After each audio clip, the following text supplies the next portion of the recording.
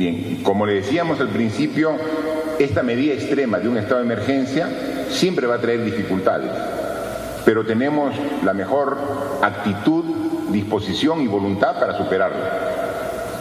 Hemos dicho que los hospitales, los establecimientos de salud no van a atender en toda su cobertura, es decir, las consultas van a tener que ser reprogramadas, porque lo que queremos es evitar en estos 15 días la concentración de gente para evitar la propagación del virus.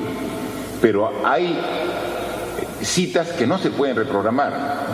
Si hay un paciente que necesita diálisis, tiene que tener la diálisis, porque si no, obviamente está afectando seriamente su salud. Hay pacientes que tienen diversos tratamientos médicos que no se pueden postergar. Esos tratamientos continúan, pero como hay una confusión inicial, se genera un desorden en este primer día. Tanto la ministra de Salud, para los establecimientos que corresponden al MINSA, como la presidenta de Salud, con quien participa en las reuniones intersectoriales para todos los hospitales de salud, están monitoreando estas deficiencias que sí ha ocurrido, para hacer la diferenciación de qué se posterga porque no es urgente y qué cosa no se puede postergar porque es urgente. Y eso se está aclarando y en el transcurso del día. Por eso a la gente lo que tenemos que decir es un poquito de paciencia. Queremos lo mejor para todos y esas dificultades iniciales de esta aplicación del estado de emergencia se están superando. Y sobre respecto a qué fase está, estamos en la tercera fase, que es lo que se considera que es el contagio comunitario, ¿no? O sea, al inicio hubo el caso cero, primera fase, apareció el COVID-19 en el Perú, primera fase. Pero los primeros días comenzó a haber segundo, tercer caso, y eran casos importados. Decía, ¿tú estás infectado? Sí. ¿Qué pasa? He llegado de Europa, he estado en España, he estado en Italia, o me he contagiado de una visita de un turista que estuvo en Italia. Entonces se tiene claramente trazado cuál es la causa del contagio. Entonces esa es la fase 2, que aumenta el contagio, pero son casos importados. La fase 3 es cuando ya los contagiados dicen, sí, tengo el virus. ¿Y tú has venido de Europa? No. ¿Has estado con alguien que ha estado en Europa? No. Yo solamente me he reunido con los vecinos. Entonces ya se dice que hay un contagio comunitario, ¿no? Entonces ya hubo mayor expansión. Esa es la fase 3. Ya los 117 contagiados no han estado en Europa, ni han estado necesariamente en contacto con alguien que está en Europa. Entonces esa es la fase 3. Entonces por eso estamos en la fase 3 y eso es lo que nos obliga a tomar las decisiones que hemos tomado responsablemente y que la población también, con mucha solidaridad, está acogiendo y respetando. Última pregunta, a cargo de Tanu Simons, de TV Perú. Presidente, ministros, buenas tardes. En primer lugar, presidente, ¿de qué manera está procediendo con los peruanos que están en el extranjero, que no lograron retornar al país? ¿De qué manera vienen trabajando los consulados? Y en segundo lugar, para la ministra de Desarrollo e Inclusión Social, ¿cuáles son las características de la población vulnerable que se va a ver beneficiada con estos bonos y cuál sería el proceso y la manera en las cuales se les va a otorgar el bono? Gracias. A ver, ministra, esta pregunta es muy importante sobre cómo se identifican los 3 millones de familias. Presidente, gracias. El Perú cuenta con un sistema nacional de focalización de hogares hace varios años ya. Este sistema ha venido perfeccionándose a lo largo de la última década y es un sistema que identifica a los hogares pobres y pobres extremos en función de una serie de variables que se ponen en una fórmula, en un algoritmo y se cruza y se va a visitar. Entonces hay dos formas de hacerlo. Uno es, si yo por ejemplo paso mi nombre y mi DNI por el sistema, inmediatamente el sistema lo va a cruzar con la planilla del Estado, me va a ubicar y va a saber que yo tengo un umbral más alto, digamos, en la zona urbana es más alrededor de 300 soles va a saber que yo tengo más ingresos e inmediatamente me va a declarar no pobre, que es probablemente lo que va a pasar con todos los asistentes de esta sala. Si yo no estoy en ninguna base de datos, que hay mucha gente que nuestra población no está en ninguna base de datos, lo que voy a hacer es ir a visitarlo a su casa y en una serie de variables, luz, agua, tenencia de bienes, etcétera, voy a definir si es pobre o pobre extremo. Ese sistema existe hace varios años y es el sistema que se usa para focalizar los programas sociales del país. Todo lo usa y se ha venido perfeccionando a lo largo de los años. En ese sentido, nosotros ya tenemos identificadas a los 3 millones de hogares que van a recibir esta transferencia de 380 soles.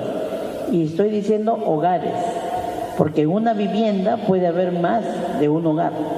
El hogar se define, en la encuesta nacional de hogares define al hogar como el que se sirve de una olla familiar. Y nosotros sabemos que en las viviendas puede haber uno o más hogares. Lo que vamos a cuidar, y eso está garantizado, es que cada familia reciba, la que tienen necesidad, 380 soles y no se duplique.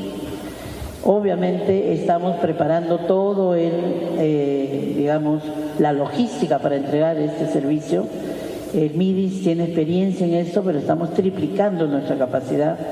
Y como decía el presidente, puede haber algunos errores que estamos corrigiendo inmediatamente y con la prensa y con los aportes de los ciudadanos y ciudadanas lograremos que esto sea una entrega tranquila y en condiciones sanitarias. Ese es un tema muy importante. Le ruego paciencia a la población. Vamos a sacar una plataforma donde uno va a poder poner su DNI y va a saber si accede al bono y dónde va a cobrar. Y eso todo es online, porque estamos hablando de zonas urbanas. Transferencia es básicamente para hogares pobres y pobres extremos en zonas urbanas. Gracias, ministra. Efectivamente, ¿no? Hay un sistema ya muy elaborado y que se ha ido mejorando y perfeccionando en los últimos años, que es el que usa precisamente el MIDIS para poder llegar a esta familia, ¿no?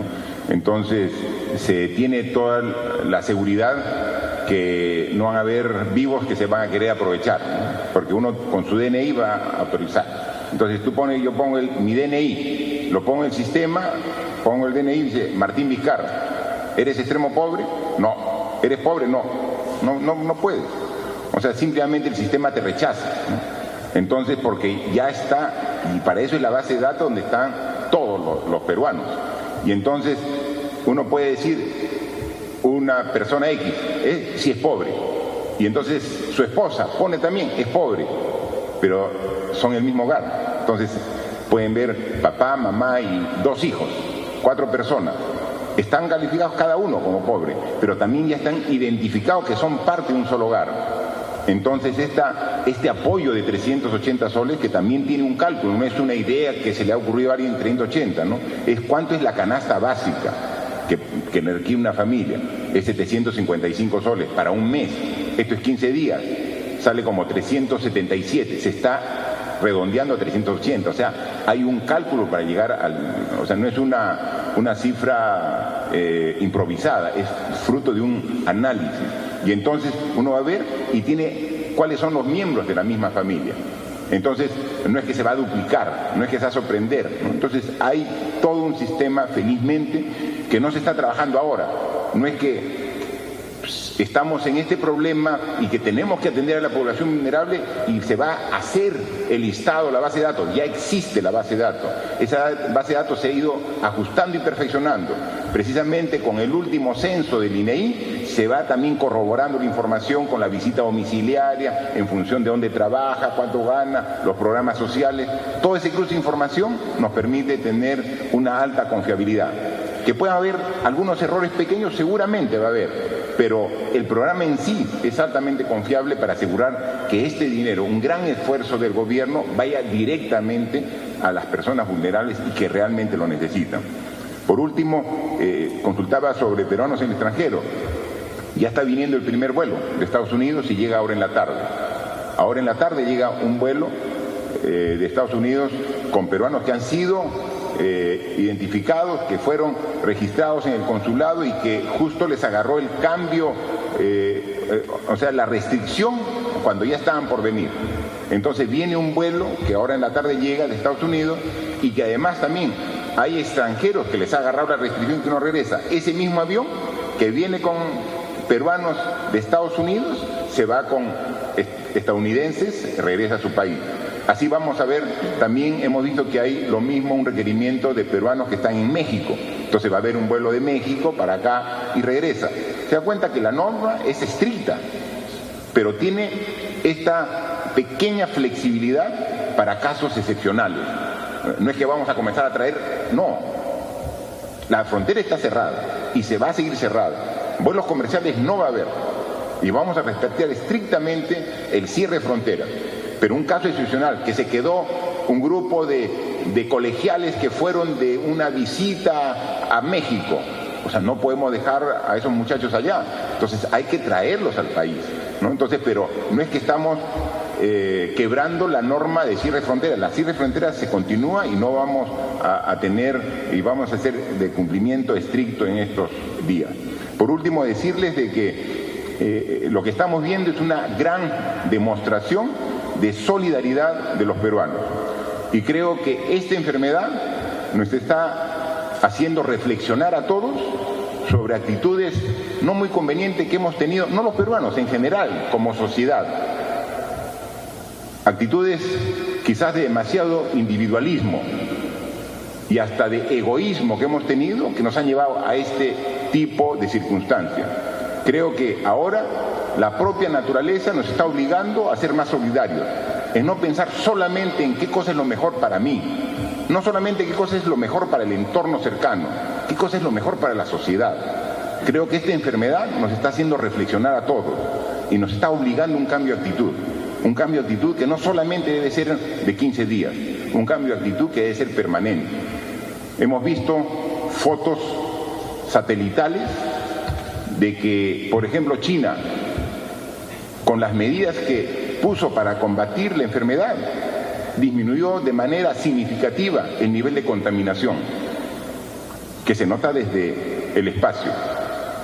Quizás hasta la propia naturaleza nos ha pedido que reparemos sobre nuestro comportamiento y que seamos más cuidadosos y que seamos más responsables con la naturaleza, responsables con la sociedad, responsables con nuestro entorno, con el prójimo.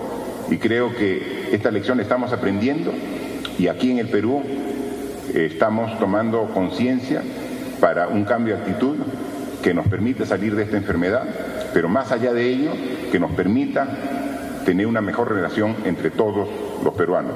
Y eso creo que va a ser muy positivo como una demostración de toma de conciencia en nuestro país. Muchas gracias y estaremos siempre en comunicación para darles las últimas informaciones. La conferencia de prensa que